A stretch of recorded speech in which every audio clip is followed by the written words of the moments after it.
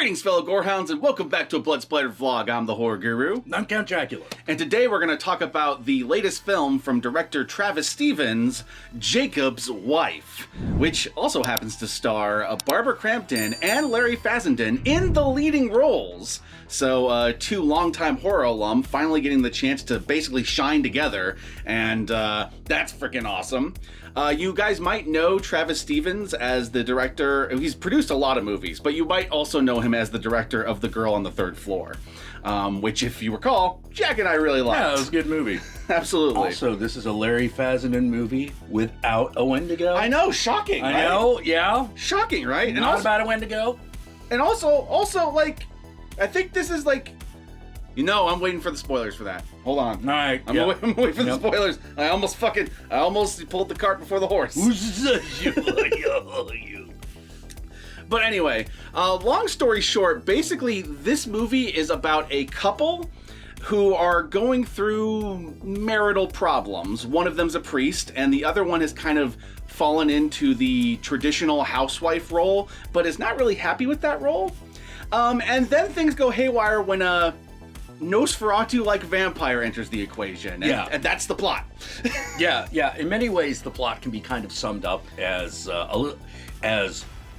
feminist Salem's Lot. It is kind of feminist Salem's Lot. That's the best way to put it. Yeah. Yeah, like, because basically, most of the movie is the wife gets bitten by the Nosferatu vampire and starts turning into a vampire, and while turning into a vampire, starts to learn to assert herself and to actually like take control of her role in the marriage.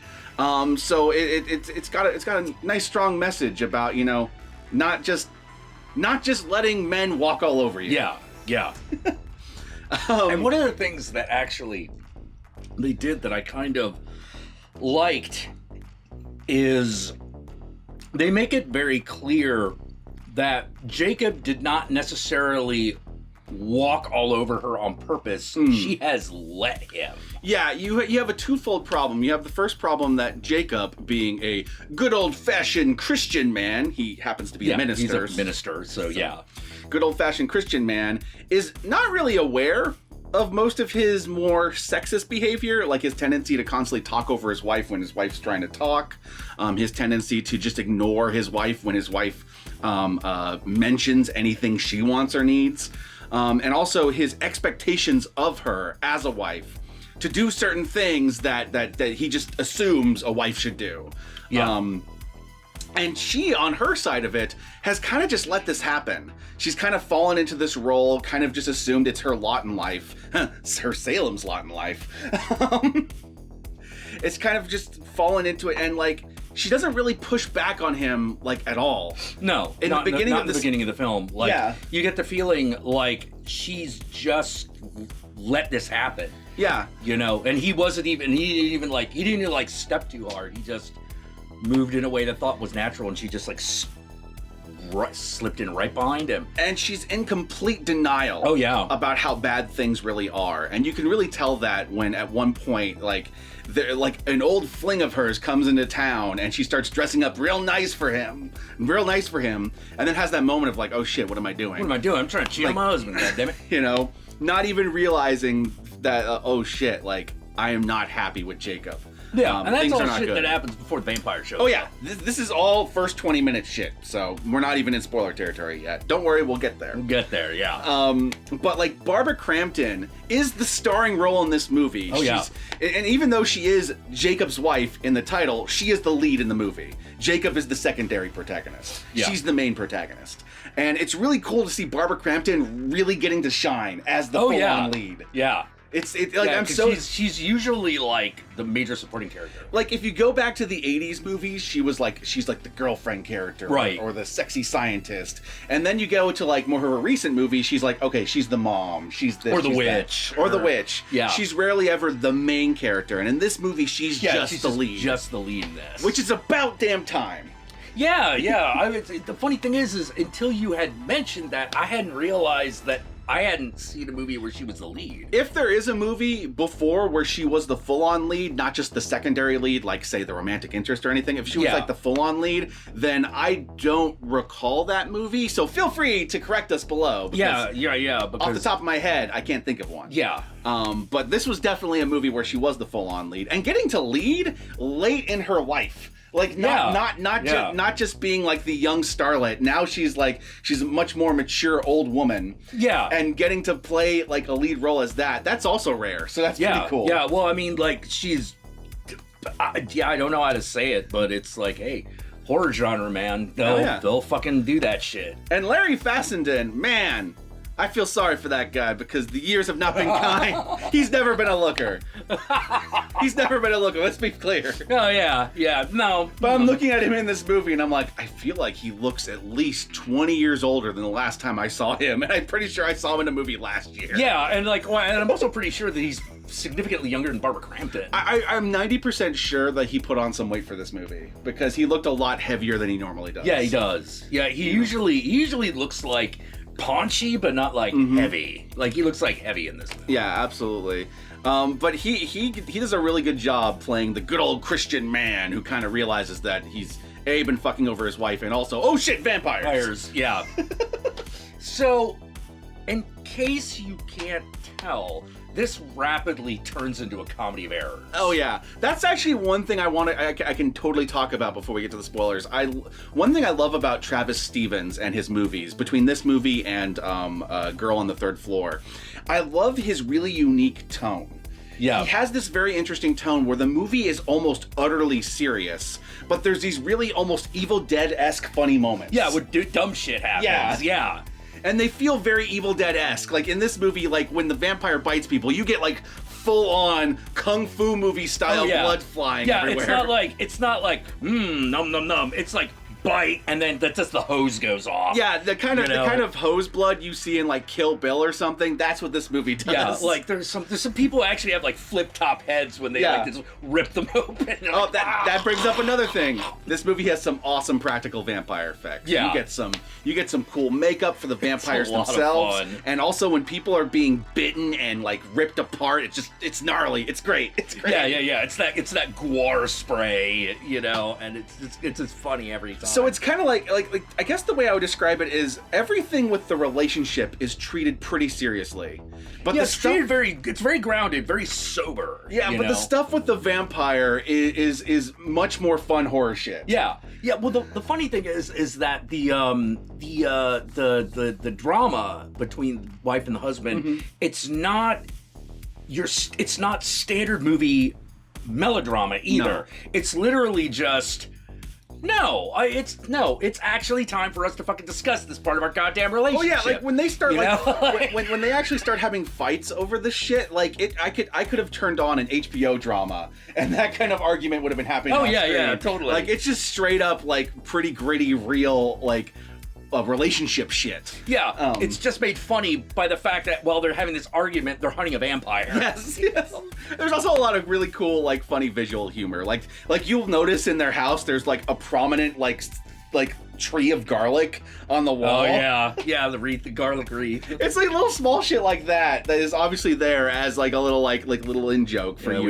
You know what kind of movie this is. And also everything.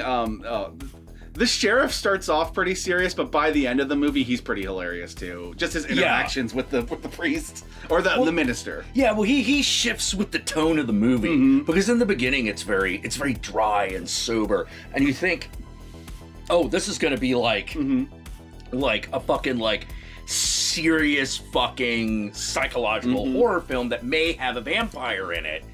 And then it isn't. Also, for the record, us telling you there's a vampire in it, not a spoiler. It's on the poster. It's on the poster. Yeah. It's literally on the poster. Yeah. So, yeah. Oh my God! Like there's a cross and a fucking hammer. Oh, I wonder what that's all about. In the sky on the poster, you can see the Nosferatu vampire and its teeth. Like, yeah. Because it's supposed to. I got the feeling that they did that because it was supposed to look like that old cover of Salem's Lot. Yeah.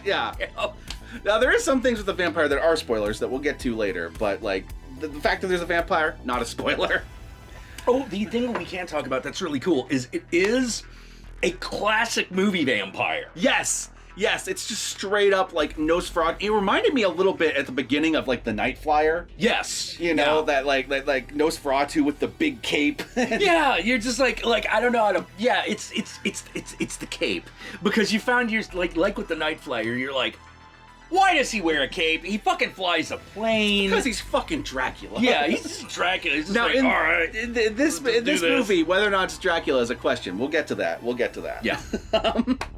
But you do get some classic Dracula tropes, like they're in a crate that is basically their coffin, and there's a whole bunch of rats all around everywhere. Yeah. In fact, you get more rats than any bats. Like, there's bat noises at the beginning of the movie, but in the movie, more often than not, you see rats. There's also multiple vampires. That's also a thing that happens. Yeah. Man, what more? Oh, I love the score. The score. Oh, yeah. The score was really cool. It's kind of got this weird mix of kind of like being... It's like trying to like bridge the gap between like a more Western twangy style score as well as kind of being an 80s synth score at the same time. Yeah, because it's set in Mississippi. Yeah. You know? So it's like mixing those two things, and like depending upon the scene, it kind of leans on one genre more than the other. Yeah. This is definitely the kind of movie that, like, no, you pretty much have to set this in the Bible Belt. Oh yeah, absolutely. Yeah. Where else would it makes the most sense, because like he's supposed to be like the small town minister. Yeah, you know. Yeah. Everyone knows him. Like everyone goes to the church. Like the kind of town where everyone's going to the church. So, yeah. like, you know. Oh, also the fucking rabbit from Donnie Darko's in this movie briefly. He plays random like skater punk number 1, actually. That also reminds me, there's also a CM Punk cameo in this that's movie. right.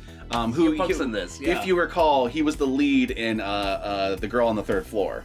And he has a cameo in this movie. I'm not going to spoil it right now. When we get to the spoilers, I'll say that. But he does appear. He does show up. Yeah.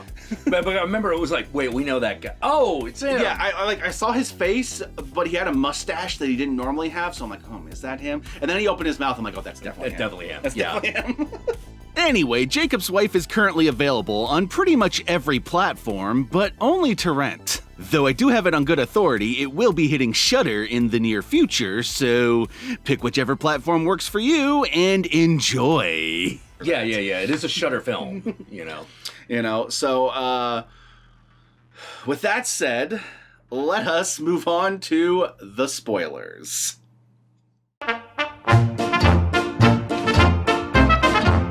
Okay. Alrighty then. So, as far as the CM Punk cameo goes, he plays the deputy. He plays a cop. Not the sheriff, but the deputy to the sheriff. And there's some funny buddy cop moments towards the end of the movie when they're confronting the vampires. Yeah, he's definitely playing like Roscoe to the other guy's boss hog. Basically. Kind of thing. Yeah. But okay, so some of the things that are just full-on spoilers that are worth talking about in this movie is that it's not Dracula. Yeah. It appears to, I don't know if they seem to allude to me that it's one of Dracula's wives. Yeah, one of the brides. Yeah. So you have this female vampire, like the movie Female Vampire. Yeah. Although when you see the condition of this vampire, you're like, no, you don't have to be naked. And what seems to be her thing is she goes around looking for women with potential that need to be liberated. Yeah. So in this case, Barbara Crampton stuck in this kind of dead-end marriage with the minister, and not being happy and kind of letting him walk all over her. Basically, Vampire Lady's here to go, hey, look, I can give you all this power, and then men will never walk all over you again, and then you will be the queen of your world. Yeah. And in an interesting twist, a vampire who drinks the blood of another vampire does not experience the hunger. Oh yeah, that's a key thing, is that if you're bitten by the vampire, you will start to turn, but the turn is not completed until you drink the person who bit you's blood. Yeah. So which is common vampire lore, but in this case, the difference between being a vampire who is just bitten and one that has drinking the blood of their master is, if you have just been bitten, you will eternally feel the hunger and have an uncontrollable urge to eat as many people as possible.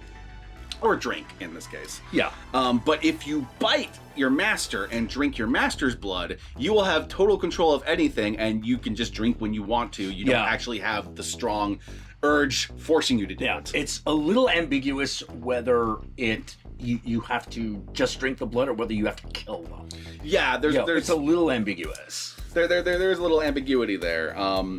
But basically, this entire movie is essentially this vampire trying to liberate Jakob's wife.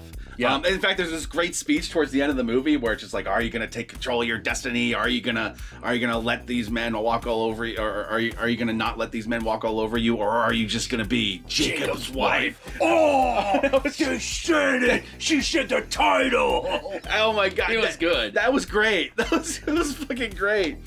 But like one of the reoccurring problems in the movie between Jakob's wife and Jakob, and I feel real bad. I actually don't remember what Jakob's wife's name was. Well, Anne.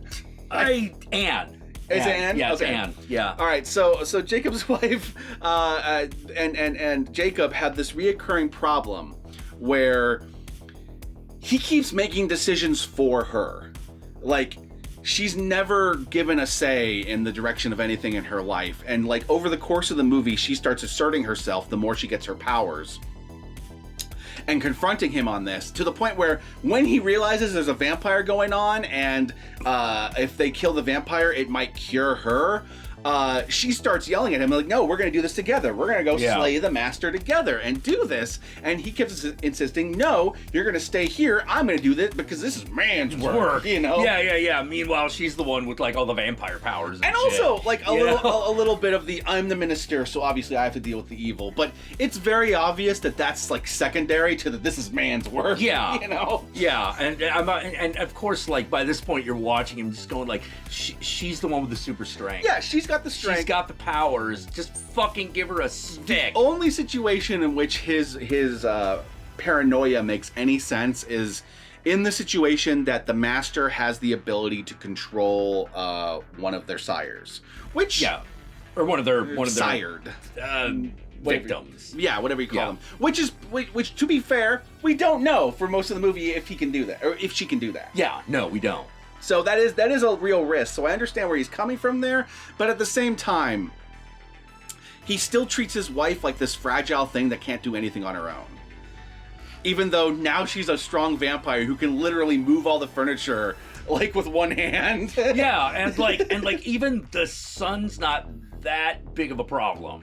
Yeah, it is a problem, but as long as she doesn't just like stand in the sun for like an hour, she's fine. There's actually one of the most unique scenes I've seen in this movie. Like at the dentist office. Yeah. One of the unique vampire scenes in this movie where she gets she's going to get her teeth checked. And they go to put this UV thing on her teeth in order to get her teeth whitened, and the prolonged exposure to the UVs just burns her face. She kind of looks like what was it? Was it Dead Alive's poster that had the weird skeleton in the Yeah. She kind of looked like the Dead Alive poster. Yeah. She kind of looked like the Dead Alive poster, or the Brain Dead for those of you that actually live in New Zealand. She kind of looked like that poster. And so you know that UV does hurt her, but it seems to be more prolonged exposure, so it's not like you're going to immediately burst into flames. And also, there seems to be, if it's coming through a window as opposed to direct, it doesn't really have as much of an effect. Yeah, because as long as she's indoors, everything's fine. Yeah, there's plenty of scenes in which she's in like a room where the light's actually shining on her and she's not being affected by it. But when she goes outside, it does affect her, so... Yeah. So they do make it clear that it's the UV radiation specific. But that UV scene was one of the most unique examples of a scene in a vampire. Like it was a scene I've never seen in a vampire movie before. Yeah. I've seen tanning salon. I've seen tanning salon. Yeah, I've seen tanning salon too. But I have not seen a teeth whitening machine, which I thought was pretty cool and unique. That was a lot. Yeah, that was a lot of fun. You know, you could tell that one was just done because it was like. Yeah. So basically, the problem is. Husband keeps not letting her make her own decisions. And eventually there's a point in which it feels like he's starting to come around, and he's starting to make sacrifices himself for her. Like, the whole fact that he's helping her fight vampires and then get blood for her towards the end of the movie is a really big sacrifice. But then, in the moment of truth, at the very end of this movie, when she is presented with the choice to either be the master of her own world or to potentially be cured, but they don't know if it will work. Yeah. He takes the choice away from her. Yep. He takes the choice away from her and kills the master without her permission. Yep. Kind of sealing the fate of this marriage. Yeah. This movie actually ends with an 80s style freeze frame. It is a masterful freeze frame.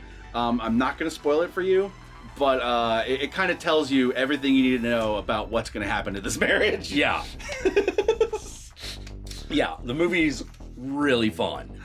But I love that moment. It led up to the very end, and then finally she's given just a direct choice, and she's trying to make the choice, and he just takes it from her. I'm like, that is the ultimate metaphor for their entire marriage. Yeah.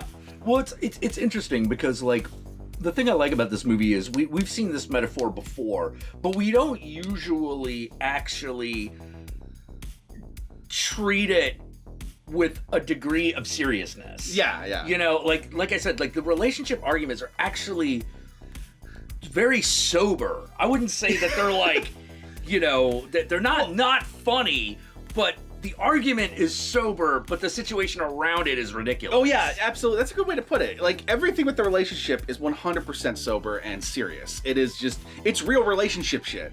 Yeah. It just so happens that in this case, the not listening to your wife involves a wife that drinks blood. Yeah. You know? Yeah, it's like, what's the joke here? But the joke is that they're having this argument while there's a corpse hanging upside down. Well, there's also the overwhelming metaphor of marriage sucking the life out of you. Yes. You know? Oh, yeah. Like, being in a toxic marriage is just constantly having your life sucked out of you, or blood in this case. Yep. And it isn't until she learns to be a bloodsucker herself that she starts to be able to assert herself.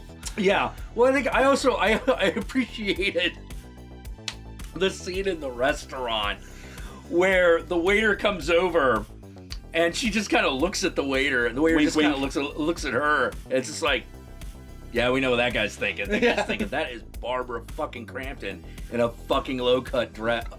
Oh, God. That reminds me. Thing I also mentioned earlier, Barbara Crampton actually, like, gets naked. Now, granted, it's mainly just her tits that you see. Yeah. Which is and fun. And it's a fucking sex scene with Larry Fessenden. Yes, and it needs to be clear, Larry Fessenden, you get a whole fucking screen full. You get a whole screen full of that man's man ass. Oh, yeah, and you know they fucking did that on purpose. And I'm like, okay, this is equal opportunity, but I do want to point out that everyone that's into women wins out in this scenario. Oh, yeah, definitely. It's Barbara Crampton versus Larry Fessenden, you know? Larry Fessenden has many amazing qualities. Especially Larry Fessenden in this movie, where it's obvious he's trying to look as chunky as possible. He's trying to look as schlubby as he possibly can, you know? But you get to see his ass nice and full screen. So, for any Larry Fessenden sexuals out there, you're welcome. You get that. But it is kind of like the fucking ass shot in fucking Orgasmo. Yeah. You know? It just doesn't have the sound effect. But what I really like about it is that the nudity actually, besides just being good, fun to see, it actually serves a narrative purpose in this movie. Because, remember, she was one of those traditional housewives at the beginning of this movie. And over the course of the movie, she's more reclaiming aspects of herself that had been kind of lost in the marriage, one of which being her sexuality. Yep. You know, so her willingness to actually bear herself and not constantly cover herself up the way she was kind of forced to in that marriage. Yeah, because they don't even have kids. Yeah. It actually means something in this moment. She like, and also, it's also a very pivotal moment where it looks like the marriage might actually survive. Yeah, they might actually figure this out. Because in a pivotal moment, she chooses her husband over killing her husband, which is great. You just wish the husband let her make her final decision at the end. Well, yeah. Which also, by the way, he took the decision away from her. She's still a vampire at the end. Now she just has the blood That was you fucked her over. Problem. Yeah, I was like, yeah, you completely fucked her over. You didn't know if this would actually cure her. Yeah. nothing to It's indicate like, yeah, that. the vampire could have been lying, but you didn't know which way this was gonna go. I also we haven't brought it up yet, but I also really like the subplot of like the little girl in town that takes care of her mom. Oh yeah, and like the vampire liberates her first from being a servant to her dying mom, and so she becomes the vampire's right hand woman for most of the movie. she becomes a Renfield. Yeah, and she's great. She's fucking fantastic. Yeah. I also like the makeup they do to her because she's obviously accepted the master's choice. Yeah. She's made. So she full on will, like, when she vamps out, she gets the red eyes, she gets the full on teeth, she gets everything, and she looks great. She's awesome. She's also full on doing like Evil Dead style taunting. Yeah, she is. Yeah. It's what the Henrietta. She's a great example of what I mean, where like it's a very serious relationship movie, but then you have these moments that are just full on Evil Dead. You know? What about the little girl from across the street? Oh, that scene was hilarious. Tell me a swear word. Okay, fuck off. I already know that one. Because there's a subplot about the fact that Larry Fassenden's character doesn't allow swearing in his house. Yeah. And one of the ways she asserts herself is she starts swearing. Yeah. And in particular, she starts using goddamn, because that's a big one. Yeah. One of those super religious households. Don't take the Lord's name in vain and all that shit. Yeah. Isn't that kind of weird? Like, if you say, like, you could tell how religious a household is by how they feel about goddamn. Is goddamn worse than fuck? You know? Yeah. It's true. And it's also funny because goddamn is one of the most religious swear words. Yeah, it's the most religious, it's the most common fucking thing to say. Yeah. You know, everyone's just like, goddamn. Exactly. You know, like, it's just everywhere. That scene with the little girl, though, is fucking fantastic. Yeah. Because basically, at this point in the movie, Larry Fessenden has decided, or Jacob has decided, that he is gonna try to help his wife feed, and they end up taking a house call because one of the people that attends his church hasn't been answering her phone calls. So they decide to do a house call, and they basically find out that she died in her sleep. Yeah. So they decide to take the body, which is actually a really big detail, because it's like the young girl didn't kill her mother. Yeah. You know, when she became a vampire. Yeah, it's true. So she's taken back. They go to take her back to their house so that they could drain her blood, and she'll have actual blood to drink without killing anybody. Trying to make this compromise work. Right. And on the way there, they run into this little girl that sees them carrying the body inside a wrapped carpet. And and they're just like, it's not what it looks like. And she's just like, well, it looks like you're carrying a dead body wrapped in a carpet. And that's when you get the whole like, well, I'm gonna stay right here unless you tell me a swear word. Yeah. That's a great example of the kind of humor this movie has. Yeah, it's a lot of fun. I love this movie. Jacob's Wife is a fantastic movie. If you like vampire movies, if you like Barbara Crampton, if you like Larry Fessenden, if you liked The Girl on the Third Floor, then you should absolutely check out this movie, because it is a blast, and you might get something out of it, especially if you're in a long-term relationship. Yeah. Might be some relationship discussions. Could be. Actually, I must be in a really good position, because me and the Countess did not have. Those were discussions we have had. We've had those discussions. Yeah. But like, we didn't have a relationship discussion after watching the movie. Well, I mean, oh yeah. To be fair, I feel like you guys have already kind of settled this problem. Like, she's already happy, you know, married to a vampire. Yeah, exactly. You know, like, you guys have already figured it out. Yeah. You know. It's an adjustment, but you know, I can put sunscreen on. Yeah. So, needless to say, check out Jacob's Wife. It's on Apple TV or whatever that thing's called right now. When it hits Shudder, check it out then.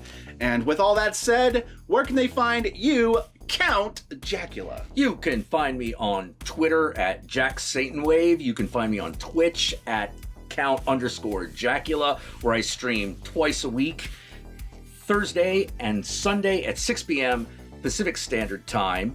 And you can also find me here on YouTube, where I will occasionally stream not on those 2 days. It's true. How about you? Y'all know me, I'm the Horror Guru. You can find me at the Horror Guru on Twitter, on Twitch, on Facebook. Just look up the Horror Guru or Blood Splattered Cinema and I'll be there. And be sure to like, comment, and subscribe because, as I've mentioned in these past few vlogs, engagement is required for this channel to grow. And engagement comes in the form of liking, commenting, and subscribing. That's where you come in. Absolutely. And don't forget to ring the notification bell so that you're notified of my videos immediately upon their upload. And if you would like to help out either of us more directly, be sure to check out our Patreon pages. And remember, if you go the Patreon route, even $1 a month can go a long way. And with all that said, we put some pizza in the oven before we started recording, and I'm hungry as fuck, so I'm gonna go eat some pizza. And with that all said, peace out, and we'll suck your blood later. I cut the pizza with scissors. It's true, he did.